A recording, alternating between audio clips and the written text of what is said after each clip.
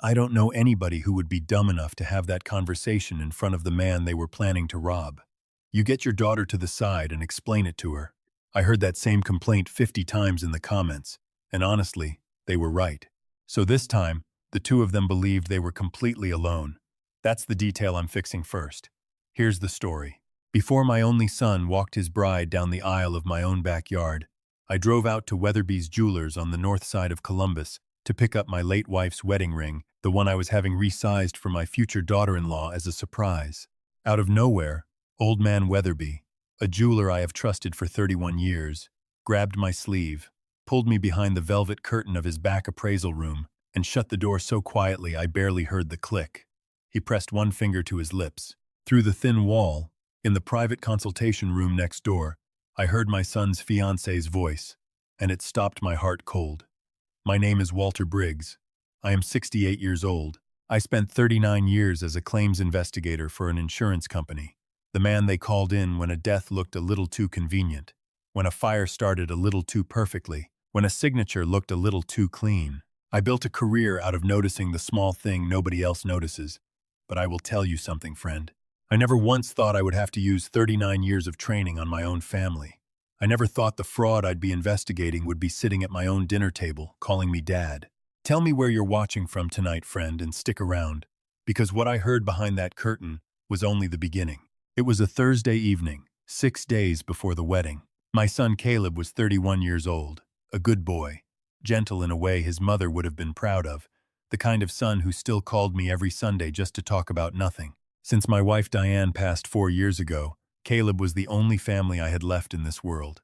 He worked as a high school history teacher, modest salary, modest apartment, a heart bigger than his bank account. And for the last year and a half, he had been completely, hopelessly in love with a woman named Renata Cole. Renata was 29. She said she came from old money in Savannah, that her family owned a chain of boutique hotels down the Georgia coast, that she'd moved to Columbus for a fresh start after a bad divorce. She was polished. She was charming. She laughed at all the right moments and touched your arm when she talked to you, and something about the way she did it always felt just a half-second too rehearsed. Caleb saw none of that. Caleb saw a woman who finally made the empty half of his apartment feel full again. I wanted to like her. Lord knows I tried. I told myself an old widower has no business being suspicious of every person who makes his son happy. I told myself grief makes a man paranoid, and I had buried enough of my paranoia these past 4 years, trying to be a good father instead of a good investigator. I was even helping pay for part of the wedding, a small ceremony in my backyard under the oak tree Diane had planted the year Caleb was born. I wanted to give my son that. I wanted to give him what I'd had for 33 years with his mother. That Thursday, I drove out to Weatherby's to get Diane's ring resized down 2 sizes for Renata's finger. Herman Weatherby has run that shop since before Caleb was born. I've brought him watches to repair, my late wife's pearls to restring, and once, years ago, I brought him a stolen engagement ring to authenticate for a fraud case that put a man in prison for 11 years. Herman knows what I do. Herman knows what I used to do. When the bell over his door rang and I walked in that evening, his face went white as chalk before I'd even said hello. He came around the counter fast, grabbed my arm harder than a 71-year-old jeweler has any business gripping anything, and steered me straight past the display cases toward the back of the shop. He pulled me into the little appraisal room where he does his private consultations, the one with the good lighting and the loop on the desk and the safe bolted into the floor. He didn't say a word. He just pointed at the wall, put a finger to his lips, and backed out, closing the door behind him so softly the latch barely made a sound. I stood there in the dim light, completely confused, my heart already starting to pound for reasons I couldn't name yet. And then I heard the front bell chime again. 2 sets of footsteps on the hardwood. A voice I knew instantly, even muffled through drywall. Renata. She wasn't alone. The second voice was a man's, low and unfamiliar, and from the way he spoke to her, easy and familiar. This was not a stranger. This was someone she trusted completely. They walked into the consultation room directly on the other side of that thin wall, close enough that I could hear the leather of a portfolio case unzip.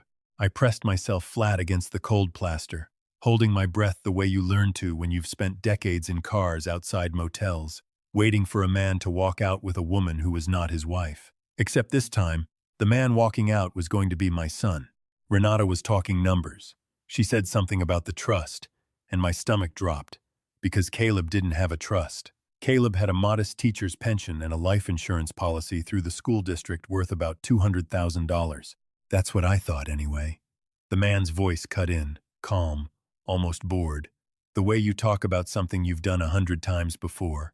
He told her the paperwork was already filed. He said once they were married, Caleb's beneficiary designation would automatically update. That was how these group policies worked. No extra signature required. And once the new supplemental policy she'd had him apply for during wedding stress season kicked in, the total payout would sit just over $1.1 million. My son had signed up for extra life insurance 6 weeks ago. Renata told him it was responsible, that every married couple should be protected, that she'd looked into it for both of them as a wedding gift to their future. I remembered him telling me that on the phone, proud of himself, proud that Renata was so financially savvy. I remembered thinking, what a lucky boy he was to find a woman who thought about the future. Renata's voice went cold in a way I had never heard from her. Not once in 18 months of holiday dinners and backyard barbecues. She asked the man if the honeymoon arrangements were confirmed. He said yes. Some remote cabin rental up near a place called Widow Lake in the Adirondacks. No cell service. One narrow access road. A boat dock with old wooden planking that hadn't been inspected in years. He said the current owner was a friend of his, would swear the dock was fine if anyone ever asked, and that boating accidents on cold mountain lakes in early spring happened more often than people realized. Hypothermia works fast, he said. 15, 20 minutes in that water, even for a strong swimmer, and it's over before anyone even hears you scream. He said it the way another man might describe changing a car's oil. Routine, almost tender in how casually cruel it was. I did not move. I did not breathe. I stood in that appraisal room with my dead wife's wedding ring still sitting in a little velvet box on Herman's counter 20 feet away, and I listened to two strangers plan to drown my son in a lake in New York for a little over $1 million. My hands were shaking so badly I had to press them flat against the wall just to steady myself. 39 years of investigating other people's tragedies, and I had never once imagined sitting this close to my own. Renata asked one more question, and it was the one that finished breaking something inside my chest. She asked the man, her brother, it turned out, though he did not say it outright then, whether Caleb had any family who might ask too many questions afterward. The man laughed, quiet and dismissive, and said the father was an old widower, sentimental, easy to manage, the kind of man who'd be too busy grieving to think straight. He said grief makes people stupid. He said grief was, in fact, the most useful tool in the whole business. I want you to understand something, whoever's listening to me right now. I have interviewed murderers. I have sat across metal tables from men who smiled while they lied to my face about insurance fires that killed entire families. I built a career reading the smallest tell in a person's voice, the half-second hitch before a lie, the too quick answer to a question they should have had to think about. I know evil when it walks past me. And I had let this woman sit at my dinner table for 1.5 years, pass me the mashed potatoes, laugh at my terrible jokes about the Buckeyes, and I had felt nothing. Not one hair standing up on the back of my neck. That's how good she was. That's how good they both were. They stayed another 4 or 5 minutes, working out logistics, a wedding date, a honeymoon date exactly 9 days later. Small enough of a gap that no one would think it strange, large enough that the wedding pictures would already be printed and framed before the funeral. I heard the man say something about a second policy too, one on Renata herself, a smaller one, just enough to make the whole thing look symmetrical if anyone ever pulled the records. Insurance on insurance. A magician's trick to make the disappearing act look clean. My whole career, I had chased men like this. Now one of them was about to become my son's brother-in-law. The bell over the front door chimed as they left. I heard Herman's slow footsteps come back down the hallway, and when he opened that door, his hands were trembling so badly the little velvet ring box rattled against his palm. He looked at me like a man looking at someone who'd just survived a car wreck. I didn't say a word. I reached out and gripped his shoulder, the only thanks I had in me right then, and walked out of that shop into the parking lot, where I sat in my truck for 11 straight minutes without turning the key, because I genuinely was not sure my hands could hold the wheel steady yet. If you are listening to this, and you have ever had that feeling, the one where the whole floor of your life quietly drops out from under you and nobody around you even notices, I want you to hear me say this clearly. Do not confront the danger with your bare hands the moment you find it. I wanted to. God, I wanted to drive straight to Renata's apartment and put my fist through her front door. But a man who spends 39 years building fraud cases knows something most people never learn the hard way. Fury without proof only warns your enemy. It does not stop them. So I did not call Caleb that night. I did not call the police, not yet, because all I had was one overheard conversation. No names on tape, no documents in hand, nothing but an old man's word against two very careful liars. I drove home instead, sat at my kitchen table until 2 in the morning, and I did what I had done for 39 years. I started building a file. The first thing I needed was that supplemental policy. I called in a favor from a man named Dale Petrosky, who I'd worked fraud cases with for 2 decades before he retired from the state insurance board. Dale still had friends who could pull a policy history quietly, off the books, the kind of favor you only ask once in your life and only for something that matters. It took him 4 days.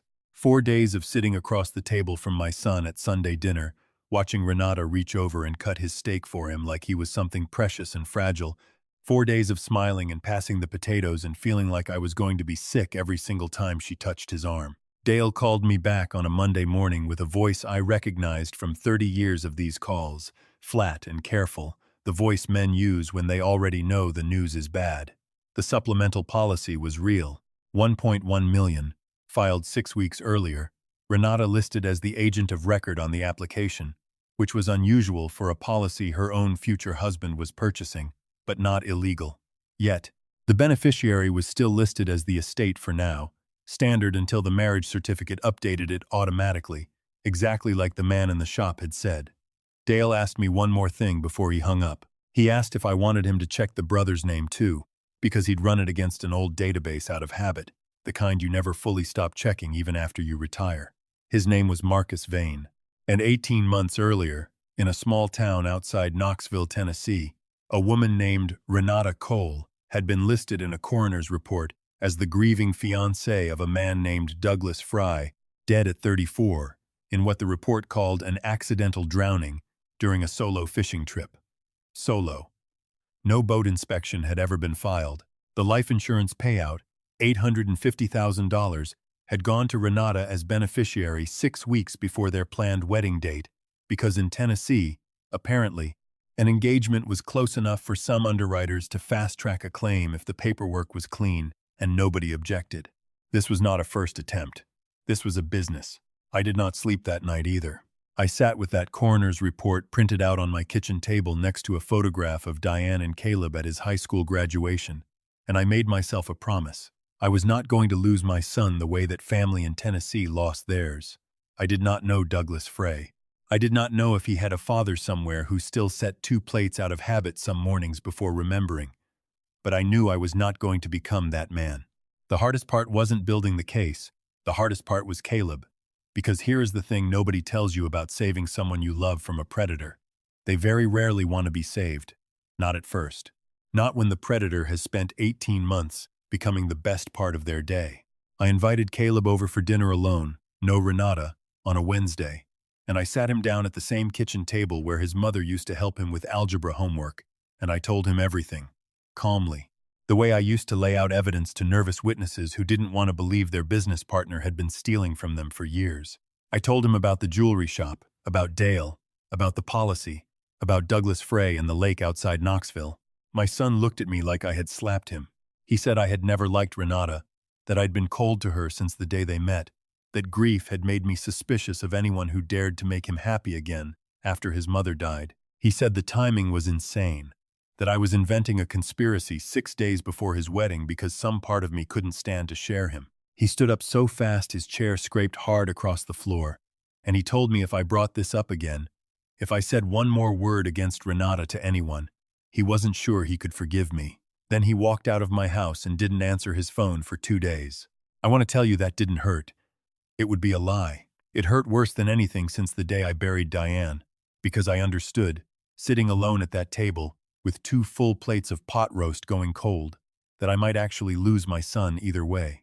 Lose him to a lake in the Adirondacks, or lose him to his own fury at a father who dared to tell him the truth too soon, too fast, without enough proof to make it undeniable. Every parent who's ever watched a child walk toward a cliff they can't see knows this particular kind of helpless. You cannot drag a grown man back by the collar. You can only make sure that when he finally looks down and sees the edge himself, you're standing close enough to catch him. So I kept building. 2 more days, working almost around the clock, calling in every favor a 39-year career had ever earned me. I found the boat rental company near Widow Lake, and using an old contact who still worked adjuster claims in that region, I learned that the dock at that specific cabin had failed an informal safety inspection 8 months earlier and had never been repaired, exactly as Marcus Vane had promised his sister on the other side of that appraisal room wall. I found the marriage license Marcus himself had filed 4 years ago, under a slightly different spelling of his last name, Vane instead of Vane, married for 11 months to a woman in Ohio who had died of what the county listed as accidental carbon monoxide poisoning from a faulty water heater, an estate worth just under $600,000, all of it eventually settled on her surviving common-law partner, Marcus Vane. This family, if you could even call two people who did this together a family, had been doing this for years, moving state to state, changing a letter here, a middle name there, always careful enough to stay one half step ahead of anyone who might connect the pattern. Nobody had ever connected it, until an old insurance investigator happened to be standing behind the wrong wall on the wrong Thursday evening, wearing a hearing aid that, God bless it, still worked better than most men's ears half his age. By Saturday morning, 3 days before the wedding, I had a file 2 inches thick. Dale had connected me quietly with a detective in the fraud division who owed him a career's worth of favors, a sharp young woman named Detective Renner, who looked at everything I'd gathered and told me, flatly, that it was the strongest pattern-of-life fraud case she'd seen cross her desk in 6 years, and that with the coroner's report from Tennessee and the boat dock records from New York, she could get a warrant to formally investigate before the wedding, provided we moved fast, and provided Caleb didn't sign anything, especially not that supplemental policy's beneficiary confirmation, which the marriage certificate would trigger automatically the moment the ceremony was legally recorded. I had 1 day left to reach my son before the truth stopped being enough and became, instead, a signature on a piece of paper that would make him worth more to Renata Cole dead than he had ever been worth to her alive. I did not go to his apartment. I knew if I showed up alone again, angry, desperate, he would shut the door in my face the way he had 2 days earlier, and I would not blame him for it. Instead, I called Herman Weatherby and asked for one more favor, the biggest one I had ever asked a friend for in my life. I asked him to call Caleb personally, as the jeweler who'd been fitting his mother's ring, and invite him in for a final sizing check before the wedding.